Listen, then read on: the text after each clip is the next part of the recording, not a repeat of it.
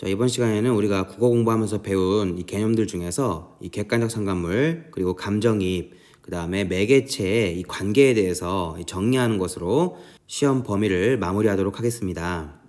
이미 우리가 객관적 상관물과 감정이입, 그 다음에 매개체에 대해서 이렇게 배운 적은 있지만 여기에 대해서 이 관계에 대해서 서로 이렇게 겹치는 부분이 있는데 여기에서 여러분들이 좀 어려움을 느끼고 있더라고요. 그래서 이거를 명확하게 정리하는 것으로 방향을 잡도록 하겠습니다. 그래서 이 개념 표현법에 대한 그 내용은 이미 자세히 했었기 때문에 여기서는 이 서로 간의 관계만 정리하는 것으로 진행할게요. 가장 먼저 객관적 상관물에 대해서 우리가 한번 살펴보겠습니다.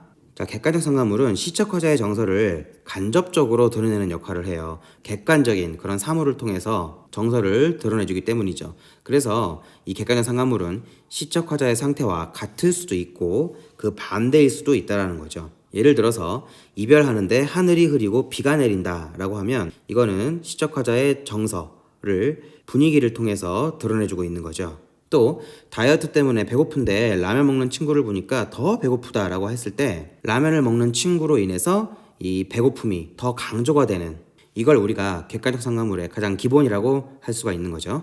자, 다음으로 감정이입을 우리가 한번 정리해 볼게요. 자, 여기에서 보듯이 감정이입은 객관적 상관물의 한 형태라고 할 수 있어요. 그래서 감정이입은 시적화자의 정서를 드러내주는 이 객관적 상관물에 시적화자의 감정을 집어넣은 이입한, 그걸 우리가 감정이입이라고 하는데, 감정이입을 이 객관적 상관물의 이 한 형태로 설명하는 게 보통인데 객관적 상관물이라는 설명 없이 그냥 감정이입이라고만 표시하는 경우가 있기 때문에 여러분들이 좀 헷갈리는 것 같아요.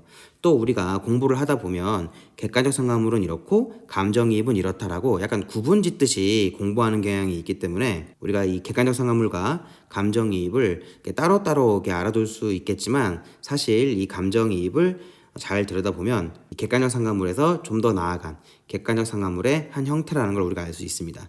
마치 우리 사람이 동물이잖아요. 그런데 이 동물과 사람을 우리가 따로따로 얘기하는 것처럼 이 감정이입을 이 객관적 상관물에 속하는 이라는 그런 설명을 하지 않고 그냥 감정이입이다 이렇게 설명하는 경우가 있기 때문에 여러분들이 좀 헷갈려하는 것 같습니다. 이 감정이입은 당연히 시적화자의 정서가 들어간 거기 때문에 당연히 시적화자와 그 대상의 상태가 같죠. 예를 들면 슬픈 비가 내린다라고 했을 때 시적화자가 슬프니까 그 비도 슬프다고 감정을 이입시킨 거죠.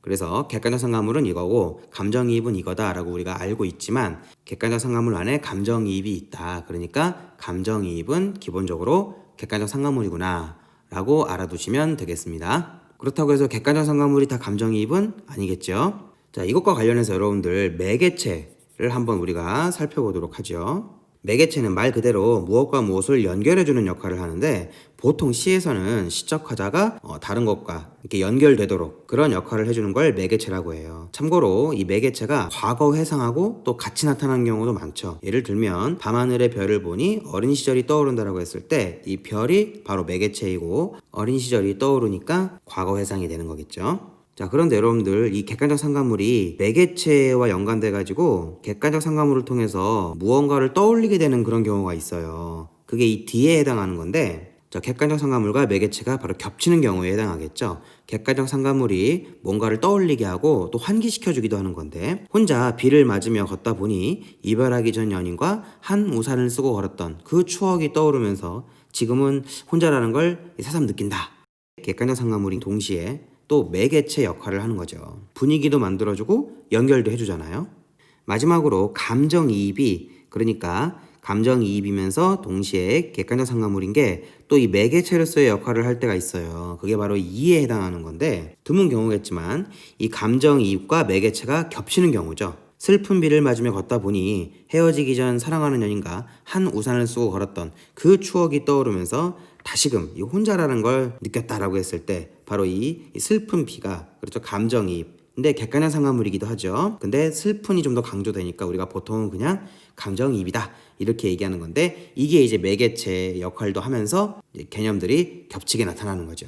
자, 결론은요, 문학 개념 표현법들은 이 수학처럼 이렇게 딱딱 떨어지는 게 아니라 이게 이거고 이게 그거고 그게 이거 같은데 이런 식으로 혼란스러울 수 있어요. 하지만 뭘 물어보는지를 정확하게 우리가 그 초점과 의도를 잘 파악해 둔다면 큰 무리가 없겠습니다. 자, 이렇게 해서 이번 시간에는 시적화자의 정서를 드러내주는 역할을 하는 이 객관적 상관물, 그리고 그 안에 포함되는 또는 그냥 따로따로 다루기도 하는 감정이입, 그 다음에 이 매개체, 그리고 이것들이 서로 겹쳐서 나타나는 경우, 이것들을 한번 정리해 보았습니다. 절대 놓치면 안 되는 거, 감정이입은 기본적으로 객관적 상관물에 해당한다는 거, 요걸 확실히 해두도록 하겠습니다.